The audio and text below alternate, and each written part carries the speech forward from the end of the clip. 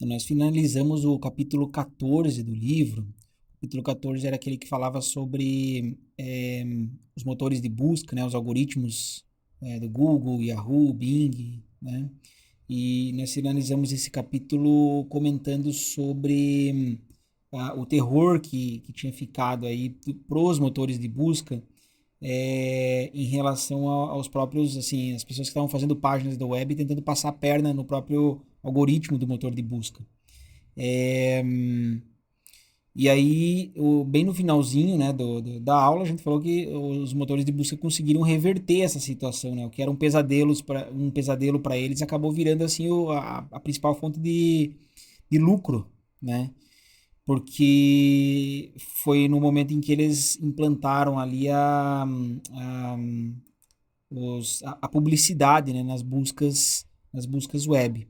Então é exatamente nesse ponto que a gente começa aí o capítulo 15, tá, do livro. O capítulo 15 é sobre mercados de publicidade em buscas web. Tá? Então a gente vai estudar como é que funciona essa publicidade na busca web. Tá? Então, assim, como é que era antigamente? Tá? Antigamente, eu estou falando bem antigamente. Tá? É, a gente tinha isso na web, tá? A gente tinha impressões análogas a de jornal e revistas na era pré-web. Tá? Então, como é que funcionava lá um jornal, uma revista, uma propaganda? A gente sabe, né? Às vezes a gente recebe um jornalzinho do bairro, uma revistinha aí, às vezes comercial, né? Bastante propaganda, né? O que eles fazem? Eles, por exemplo, um jornalzinho de bairro, você às vezes vê lá a propaganda de, sei lá, encanador, sei lá, dedetizadora, pedreira, essas coisas aí, né? Como é que funciona? Eles vão lá e pagam, né? Ah, então, tanto que você paga para ter ali um anúncio de determinado tamanho, pode ficar tanto tempo esse anúncio lá naquele jornalzinho, né? E antigamente na internet funcionava desse jeito aí, um jeito bem assim rudimentar, né? Tá? Igualzinho era quando você anuncia lá nessas jornais e revistas, tá? No caso, ó, por exemplo, o Yahoo, ele combinava um preço e mostrava um anúncio, um número fixo de vezes, tá? Então você falava assim, se você me pagar, sei lá, $100, eu vou mostrar o teu anúncio, sei lá, 1000 vezes, não sei, alguma coisa desse tipo aí, tá? E, bom, era, assim, realmente não era uma coisa muito interessante, né? Na própria era dos jornais e revistas ali já era uma coisa assim que você via que só algumas pessoas tinham acesso a esse tipo de. Né? Quer dizer, você é um pequeno comerciante, talvez você não tivesse acesso a fazer um anúncio. Né? Então tem vários outros problemas aí que a gente pode também, a gente vai acabar comentando aí mais pra frente, tá? Bom, a principal diferença na web, né, quando você está fazendo uma busca na web, é que os usuários eles revelam as suas intenções nas buscas que fazem. Então, se você está buscando pizza, por exemplo, né, porque você quer comprar uma pizza, né? Isso não tinha lá se você usasse essa forma de publicidade antiga, aí, igual era nos jornais e revistas, tá? Então, ó, o motor de busca ele é um espaço de publicidade para a cauda longa. A cauda longa a gente ainda não vai comentar, acho que a partir das próximas aulas aí, mas é a questão de você também prestar atenção em pequenas e médias empresas, tá? Ou às vezes mercados de nicho, tal. A gente vai ver isso com calma. Mas isso é interessante, porque às vezes você está buscando uma coisa super assim nichada, né? Quase ninguém se interessa, dificilmente alguém ia colocar um anúncio desse lá num jornal, numa revista, né? Do jeito que era feito antigamente, tá? Você tinha mais a questão do boca a boca ou algo assim, né? Então, é, por conta disso, né? Por conta de você ter aí as pessoas que estão revelando suas intenções, mesmo que sejam intenções de nicho, você pode aproveitar essa característica para botar um anúncio lá, tá? Então, ó, mostre meu anúncio para qualquer usuário que digita canetas de caligrafia na busca, né? Você não ia ver anúncio de canetas de caligrafia lá no jornalzinho do bairro, né? Ou numa revista aí, antiga, né? Por quê? Porque ninguém anuncia caneta de caligrafia. Mas na internet a gente tem essa possibilidade sim, tá? Então aqui tem um exemplo aí Na verdade, essa figurinha tá um pouco antiga, porque assim, hoje o... Bom, como é que... deixa eu explicar aqui primeiro, né? É, quando você chega lá no Google, digita aqui, que nem nesse caso aqui tá escrito lá, Kelka Lake, né? O Lago Kelka. Não sei aonde que é isso daqui, tá? Não lembro de onde que eu peguei isso daqui. Mas, enfim, antes, né, acontecia assim de você... Aqui, nessa parte aqui, apareceu os resultados da busca do Google mesmo, né? Sem anúncio, sem nada. E aí, nesse espacinho aqui do lado, tá reservado aqui do lado, tá falando ali, ó, os links patrocinados, né? Sponsored links. Aqui que apareciam os anúncios, tá? Então, nesse caso aqui, eu tinha 3 slots de anúncio, né? E daí era onde apareciam esses anúncios, certo? Bom, hoje tá bem, assim, tá um pouco mais difuso, vamos dizer assim, esses anúncios. Se você tenta procurar no Google lá, você vê, aparece, né? Agora estão aparecendo, por exemplo, aqui em cima, eles aparecem. Antes de começar os links do próprio Google. Eles aparecem também do lado aqui, eles aparecem de várias formas até. É um pouco meio bagunçado, assim. No Bing, que eu acabei dando uma olhada também, ele tem mais essa cara aqui, essa cara dessa figura aqui, tá? Ele é um pouquinho mais organizado, vamos dizer assim, tá? É, mas assim, tem vários motivos do porquê que as coisas foram para esse lado. E, enfim, não vou querer comentar agora aqui, mas talvez fique claro aí durante a aula. Tá? Bom, em resumo, a coisa é assim, né? Você digita lá uma palavra-chave, né? E ela vai aparecer aqui os anúncios aqui em alguns slots, né? Os slots que eu digo são esses espacinhos, né? A gente chama de slots. Tá? Então, essa ideia de publicidade de palavra-chave, tá?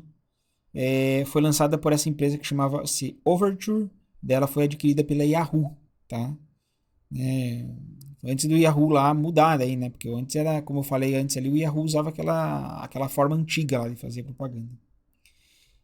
Então, os slots no resultado de busca são usados para as propagandas e quase todo o lucro do Google vem da publicidade baseada em palavras-chave, tá?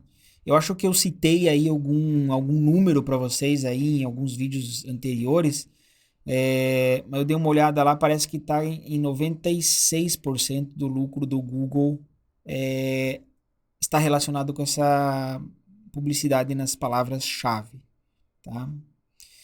O que é muito, né? Muito mesmo. Eu não sei o que é esse outros 4% aí, mas o Google ele coloca publicidade em tudo, né? Por exemplo, no próprio e-mail deles ou outros produtos eles colocam publicidade. Mas eu acho que as das palavras-chave são assim as que realmente acabam chamando a atenção. Tá? Agora não sei se esse 96% tal não está incluído esses que vêm do e-mail, mas enfim. É só para dizer que é bastante, é quase tudo. Né? É, e, bom, o modelo padrão aí é esse que a gente chama de modelo de custo por clique. Tá? Os anunciantes pagam apenas quando um usuário clica no anúncio. Então, o anúncio pode ficar lá para sempre. Se ninguém clicar, você não vai pagar nada. Tá? Então, você tem essa vantagem, né? Você só paga quando alguém de fato vê, né? Ou clica lá.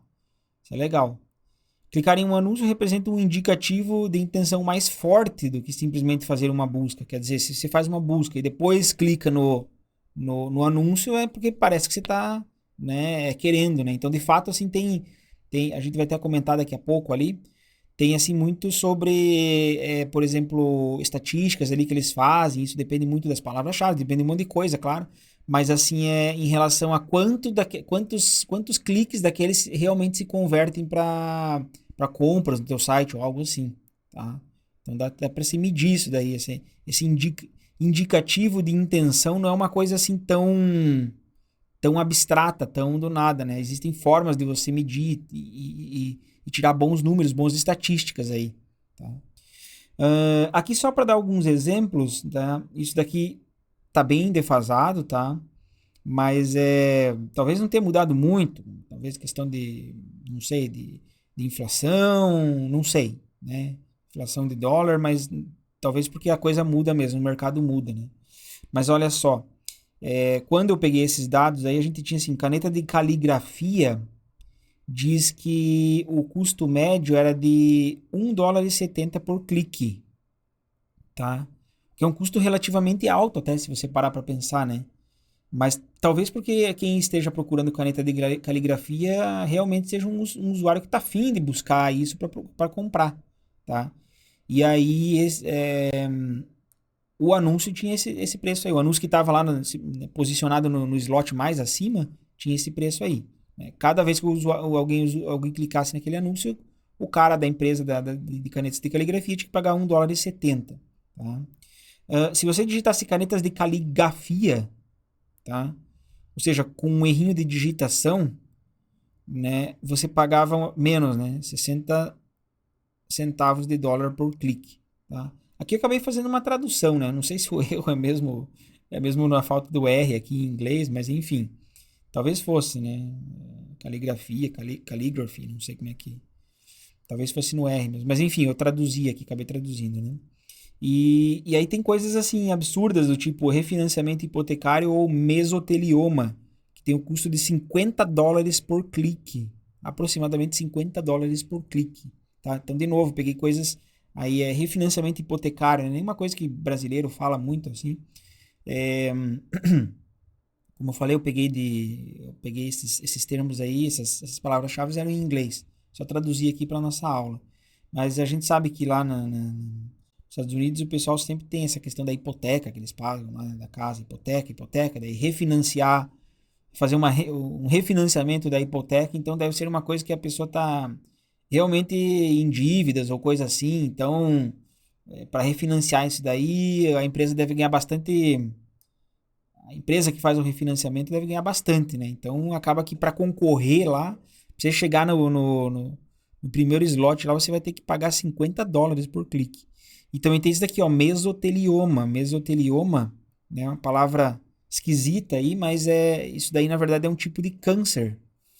Então, realmente, né? Quem está procurando por uma palavra estranha dessa daí, realmente sabe o que significa e muito provavelmente está interessado numa empresa, num hospital aí, né, que faça esse tratamento para esse tipo de câncer. Então, as empresas, elas têm que pagar US$ 50 por clique para ter lá o anúncio publicado. Bom, a pergunta que surge aqui exatamente nesse momento é como é que faz para definir o preço por clique para buscas diferentes, né? Como é que eu faço para definir assim esses 1,70, 60 centavos, US$ 50, né? Como é que faz para fazer isso? Bom, primeira coisa assim é que definir preços estáticos não iria funcionar, tá? Você falar, sei lá, ou nesse mês o preço do anúncio de canetas de caligrafia é 1,70. Daqui alguns meses a gente pode aumentar. Não funciona assim, tá? Não é estático assim do tipo você define um preço, né? Tem um monte de gente trabalhando para o Google e prestando atenção em quanto que custa cada anúncio de cada área diferente, de cada, né, palavra-chave diferente ou combinações de palavras-chave com erro. Não, não é assim que funciona, tá? Obviamente você tem que ter um jeito automático de fazer de colocar esses preços aí, tá? Então, a grande sacada aí, né, dos motores de busca é que eles usam leilões, tá? Eles usam leilões e os anunciantes eles dão lances, tá? É, então, assim, eu fui atrás aí, né, para dar uma olhada, ver como é que essas coisas estavam hoje aí, né, para dar uma atualizada, assim, no fundo não mudou nada, né? Quando você entra lá por exemplo, naquele Google Ads, né, Google Ads, acho que até coloquei uma figurinha mais para frente aqui, não sei onde é que tá a figurinha, aqui, ó, coloquei atrás, né, é, esse Google Ads aqui, né, que é tipo o site lá do Google lá responsável por você conseguir é, publicar esses anúncios aí, tá? Então, ele é cheio de coisa, cheio de opção, cheio de um monte de coisa mesmo. Mas se você tira toda aquela, no final das contas, assim, o que sobra para você é assim, quanto que você está disposto a pagar lá para botar um anúncio, né? Então, assim, tem algumas coisas que parece que dá uma outra intenção, do tipo assim, se você paga um preço fixo, o Google meio que magicamente vai colocar lá o teu anúncio algumas quantidade de vezes, umas coisas assim que às vezes ele meio que parece que dá a entender que você não está trabalhando com um leilão, né? Mas quando você começa a ler as dicas lá, ele até dá dicas, assim, ele tem na página lá assim, como dar um bom lance, né? Então é que eu não fui até o fim lá pra ver, porque é meio cheio de coisinha, né? Meio cheio de configuração lá. Mas é assim, né? As dicas que eles dão lá é assim, como é que você faz pra dar um bom lance? O que acontece se você dá um bom lance? Isso na página do Help lá do Google Ads, tá? Então funciona assim com leilão até hoje, tá?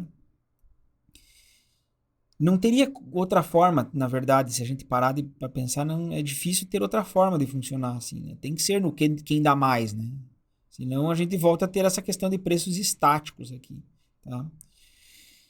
Bom, e aí se é com leilão, a gente já estudou alguns tipos de leilões aí, e qual que é o tipo mais adequado para publicidade na web? Então assim, se fosse só um slot, por exemplo, se você tivesse só um espacinho lá, tivesse bastante gente querendo comprar aquele espacinho, tá? Aí você pode pensar que a gente podia usar o leilão selado de segundo preço, né? Por quê? Porque tem características boas, né? Quando você tem diversas pessoas interessadas em comprar um item, né? Esse item, no caso, seria o anúncio naquele espaço, tá? Só que o problema é que, não é problema, né? Mas assim, a característica é que, na verdade, são vários slots. E uns são mais valiosos do que outros. Por exemplo, você tem você tem às vezes 3, 4, 5, 6 slots aí, né? E talvez você gosta de colocar o teu anúncio, sei lá, nesses 3 primeiros aqui, ou talvez o primeiro é mais valorizado, tá? Às vezes esses outros caras aqui só aparecem lá na segunda página da busca, tá? Sabe, quando você já vai para a segunda página da busca, já aparecem outros anúncios, tá? Então, assim, você além de ter várias pessoas que estão interessadas aqui, né, nos produtos, que são os slots, tá? Você tem interesses de pesos diferentes aqui pelos slots. Tá? Provavelmente você já está pensando em alguma coisa que a gente já viu aqui, que são aqueles mercados de emparelhamento, né? Em grafos bipartidos. A gente já vai entrar lá, a gente já vai recapitular esse assunto aí, porque tem a ver com isso que a gente vai falar.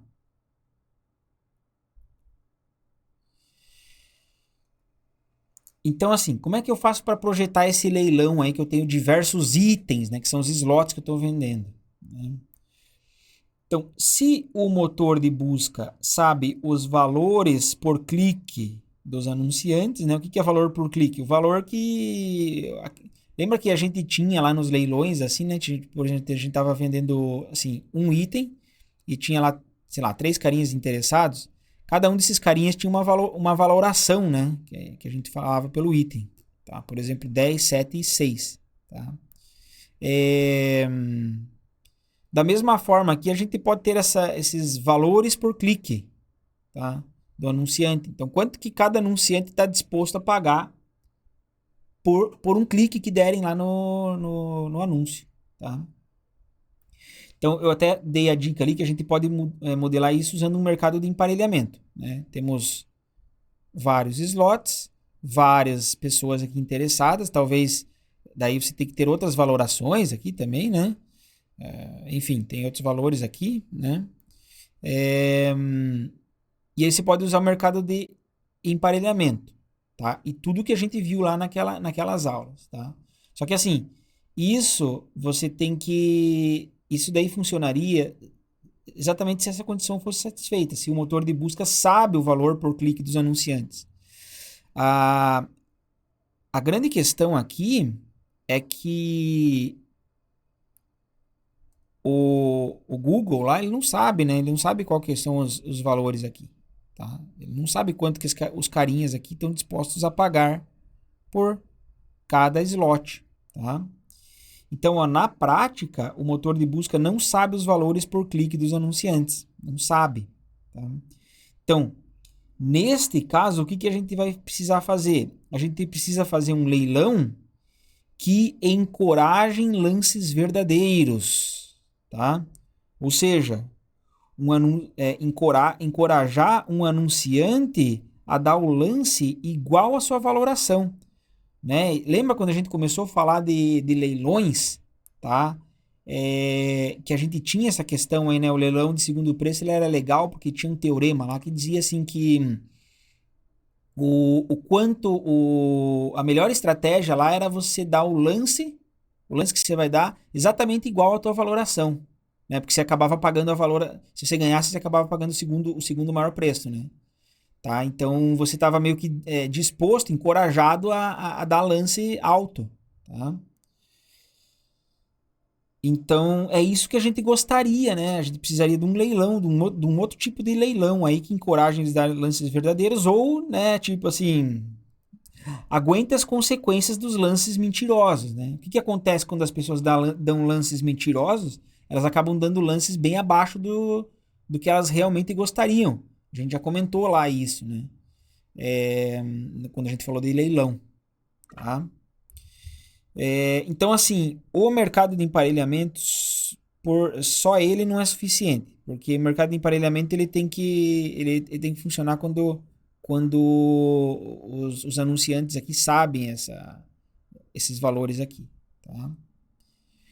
De certa forma é uma coisa assim, quando a gente falou lá de mercados, talvez a situação do mercado de emparelhamento aqui era uma coisa assim do tipo mais era mais, mesmo que não fosse diretamente conhecido, né, quanto que as pessoas estavam, sei lá, por exemplo, a gente usou o exemplo de casas, né? Mesmo que não fosse assim diretamente, que a gente não soubesse exatamente quais eram os valores das pessoas, mas a gente acabava tendo uma ideia, assim, né? E era por isso que acabava que a gente conseguia lá criar um mecanismo que dava preço no mercado e descentralizava, né? Então a gente acaba que sabe isso daí, né? Bom, a nossa solução aqui então vai ser esse negócio que a gente chama-se de mecanismo de Vickrey-Clark-Groves, tá? Ou a gente vai chamar só de VCG, pra não precisar ficar falando o nome desses três caras aí, tá? Mas que foram os caras aí que inventaram esse mecanismo, né? Lembra que mecanismo, como eu falei para vocês, é tipo um sinônimo de leilão, né? Mas eles usam quando você está falando de leilão mais complicado, né? Então, o Vickrey, inclusive, é o cara que estudou lá o leilão de segundo preço, né? Que a gente tinha lá o leilão de segundo preço, também era chamado de leilão de Vickrey.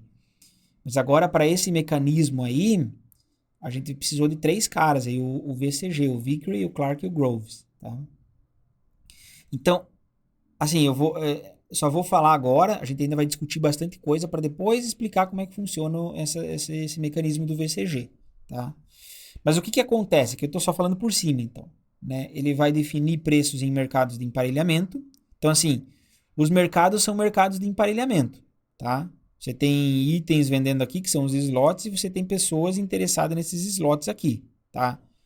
Só que a diferença é que, né, você não sabe lá as valorações. Então, você tem que criar uma estratégia para incentivar as pessoas a falarem a verdade, tá? E aí, nesse caso aqui, do VCG, os lances verdadeiros são estratégia dominante. Legal, né? Super legal isso daí. Quer dizer, imagine que exista um leilão assim, um mecanismo assim, e de fato existe, tá? Ele é meio que mais poderoso lá do que aqueles mercados de emparelhamento que a gente já tinha visto, tá? Bom, primeira observação. E se você for pegar no livro, está escrito assim, putz, o VCG ele não é usado na prática. O que, na verdade, essa coisa mudou nos últimos tempos, tá? Porque, assim, o VCG não era usado na prática, ele não era usado pelo Google. E ele continua não sendo usado pelo Google, tá? Mas o que atualizou aí é que agora o VCG ele é usado pelo Facebook, tá? Então, o Facebook também tem lá essa questão da sua publicidade lá interna, né? Provavelmente não é publicidade em relação a busca na web, mas é a publicidade em relação ao que o usuário começa a acessar dentro do site do Facebook. Mas assim, para você botar anúncios, você precisa participar de um leilão, você tem que dar um lance, né? E esse mecanismo bem legal aqui que é o VCG agora é usado pelo Facebook, tá? Então, legal. Até fiquei feliz de saber que porque quando eu ensinava anteriormente essa disciplina aqui, a gente estudava o VCG porque ele era o melhor que tinha, vamos dizer assim, né? Mas não era o que era usado na prática, então ficava um pouco meio assim do tipo, parece que era assim, não tinha muita aplicação mesmo do VCG. Agora sim, agora ficou um pouco mais legal, né? Mas eu vou comentar depois por que não usa esse cara aqui, o VCG não se usa na prática, né? Na maioria das vezes, tá? Bom, se o Google não usa o VCG, o que ele usa? Ele usa esse leilão de segundo preço generalizado, tá? Que eles chamam de Generalized Second Price, GSP, tá? Também vamos comentar mais para frente sobre esse leilão aí, tá? Leilão de segundo preço generalizado.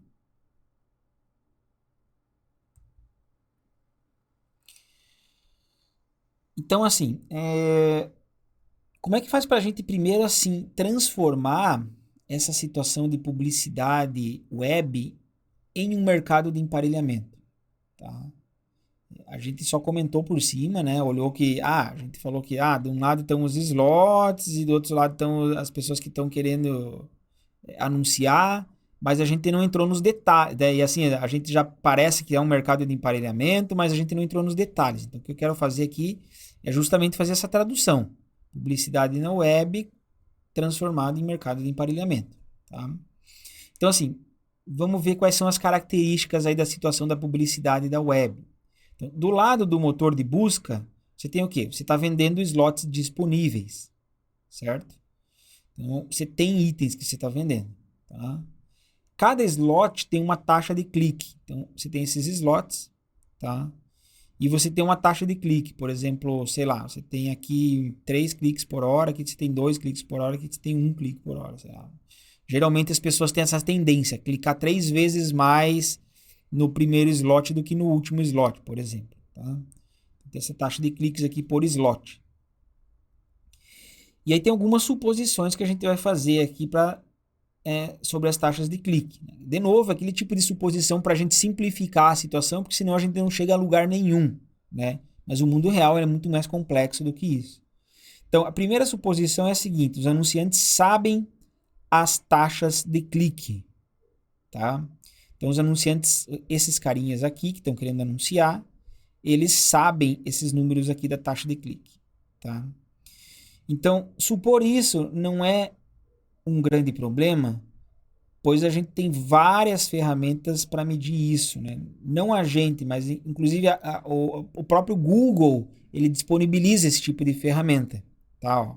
Então, inclusive, são ferramentas disponibilizadas pelo próprio motor de busca, tá? Uma delas, bem famosa, é o Google Analytics, tá?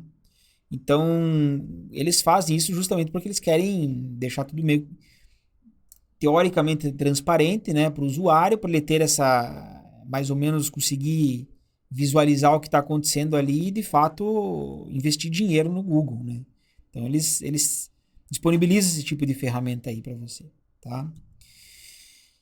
Que mais? Ainda do lado do motor de busca, né? A segunda suposição é assim: a taxa de clique não depende do anúncio, depende somente da posição do slot, tá? Por que isso? Porque pode ser que você tenha anúncio que, sei lá, você anunciou sobre pizza, mas daí você botou lá um texto aqui no anúncio que daí fala assim sobre, sei lá, um troço que não tem nada a ver com pizza aqui, assim, sabe? Fala sobre janela, né? Claro que é um extremo isso daqui, mas não é bem assim, né? Mas assim, você teria uma qualidade do anúncio, né? E a gente está supondo aqui é, que essa taxa de clique que vem aqui do ladinho, sabe, 3 cliques por minuto, sei lá, que ela a princípio não depende do anúncio, tá? Para a gente também simplificar as coisas. Somente da posição do slot, né? O cara que está na primeira posição tem mais, o cara que está na segunda posição tem menos, e aqui o outro cara tem menos ainda, tá? Então, ou seja, todo mundo gostaria de ficar nesse primeiro slot aqui, tá? Mas a gente ainda vai ver como estender o modelo básico para lidar com a relevância e a qualidade do anúncio. Mas por hora a gente deixa isso quieto, tá? E a terceira suposição é que a taxa de clique não depende dos anúncios em outros slots. Tá? Como assim? Né? Então você pensa que você tem aqui os slots aqui, né? Aqui um slot de anúncio, aqui tem outro slot de anúncio, aqui tem outro slot de anúncio. E sei lá, por algum motivo, o talvez esse cara aqui talvez esse cara aqui chame mais atenção, né? Então daí a taxa de clique diminuiria esse da primeira posição aqui, tá? Então, é justamente isso que tá falando aqui, né? A taxa de clique não depende dos anúncios em outros slots. Tá? Então, não importa o que aconteça, se a gente tem essa taxa de clique, ela é meio que fixa, assim, tá? Então, isso daqui é uma questão complicada, né? Porque às vezes as coisas depende a taxa de clique desse cara aqui, às vezes vai depender desse anúncio aqui, desse anúncio aqui. Às vezes a gente tem essa dependência, tá? E ela, assim, não é bem compreendida, ou talvez, não é nem que não seja bem compreendida, talvez é complicado mesmo de você chegar numa conclusão em relação a como é que funcionam essas dependências, né? Talvez as pessoas não consigam fazer isso, né? Então a gente simplesmente ignora, tá? Talvez a dependência ela é fraca, né? Aquela coisa. Então, vamos ignorar para simplificar, tá? Então, novamente aqui, né? Suposições sobre as taxas de clique do lado do motor de busca, né? Então, os anunciantes sabem as taxas de clique, essa é a primeira suposição. Segunda posição, taxa de clique não depende da qualidade do anúncio, do que está escrito no anúncio, né? Não. E a taxa de clique não depende dos anúncios em outros slots, tá? Beleza. Do lado do anunciante agora, tá? Então, assim, a gente estava falando do lado esquerdo aqui, né? Do lado dos slots, né? Agora eu estou falando aqui do lado direito aqui, que são os anunciantes, né? Então, primeira coisa aqui, cada anunciante conhece o lucro por clique de seus anúncios, né? Como assim? É que, assim, por exemplo, se eu pegasse e anunciasse nesse primeiro slot aqui, conseguisse esse primeiro slot, eu sei que cada vez que alguém dá um clique lá, eu vou ter que pagar, sei lá, R$ 5, vamos supor. Não, R$ 5, tá? Só para pegar um número aí. R$ 5. É, Só que assim, será que eu tô querendo mesmo pagar R$ 5, né? E é isso que eu tô falando aqui, né? Que eu tô supondo que o anunciante ele conhece o lucro por clique. Então, assim, pode ser que algumas vezes o cara clica e não compra, né? Aí você perde R$ 5. Mas pode ser que às vezes o cara clica e compra. Então você perde R$ 5, mas você ganha lá mais uma quantidade, sei lá, R$ 100. Então, se não comprar, você fica com -5. Se comprar, você fica com mais 95. E aí você ainda conhece assim mais ou menos quantas vezes que o cara não compra e quantas vezes que o cara compra. Então esse tipo de estatística, vamos dizer que é conhecida por esses carinhas aqui, tá? É conhecida, tá? Então, assim, é possível o anunciante estimar isso baseado nas receitas de sua empresa, certo? Então, ele sabe quanto que ele ganha pelo produto que ele está vendendo, por exemplo, R$ 100, tá? Só que ele sabe que ele vai ter que pagar 5. Então, tá, não é absurdo a gente assumir que o anunciante sabe isso, né? Na verdade, se ele não sabe isso, ele está bem perdido, né? Tá gastando dinheiro anunciando, não sabe quanto tem que pagar, não sabe quanto que vai ganhar, né? Então também não é uma suposição tão absurda isso. Bom, toda essa discussão assim só para a gente, de certa forma, falar assim, olha, em resumo, no nosso modelo, a gente tem o quê? Duas coisas. Primeiro, taxa de cliques por slot, tá? Então seriam assim números aqui que chegam aqui, né? Números assim, ó, 10, 10, 5, 3, por exemplo, e lucro por clique de cada anunciante. Então, é, cada vez que alguém clica, então esse cara aqui ganha, sei lá, vamos dizer, 100, esse cara ganha, não sei, 500, e esse cara aqui ganha 350. Tá? Sei lá, chutei uns números aí. Tá? Então, isso daí é o que a gente tem até agora. Tá? Eles botou números bem diferentes aqui, né? Mas é a mesma coisa. Então, a situação descrita pode ser modelada como no seguinte exemplo. Então, aqui estão os slots, aqui estão os anunciantes, aqui está a taxa de clique, tá? Para cada um dos slots. Então, o slot A tem taxa de clique 10, o slot B tem taxa de clique 5, o slot C tem taxa de clique 2. E aqui o lucro por clique, tá? Então, esse cara aqui, por exemplo, o anunciante X, ele vai lucrar 3 cada vez que alguém dá o clique. Tá? O anunciante Y, ele lucra 2 e o anunciante Z lucra 1. Certo? Esse é o lucro, sei lá, vamos dizer, o lucro líquido que você tem ali na hora que alguém dá um clique. Né? Você já desconta o quanto que você teria que pagar ou algo assim. Tá?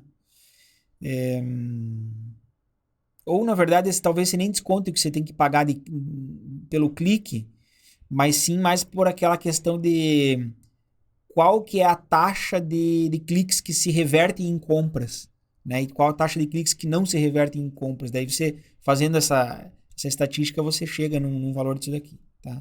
Enfim, toda essa discussão, todo esse blá blá blá aí, justamente para resumir, para falar que o resumo é isso daqui que a gente tá vendo, né? Mais ou menos assim, tá? E ainda assim, a gente ainda não chegou na cara do mercado de emparelhamento. Porque qual que é o nosso objetivo? Nosso objetivo é sair dessa situação que é publicidade web e traduzir isso como se fosse um mercado de emparelhamento. Tá? Então a gente está se aproximando aí de uma formalização da coisa. A gente ainda não está lá, porque mercado de emparelhamento não era assim, né? Mercado de emparelhamento a gente tinha outras coisas, que a gente tinha as valorações aqui, né? Inclusive eram várias. E aqui a gente tinha os preços, tá? Então ainda falta um pouquinho. Estamos quase lá.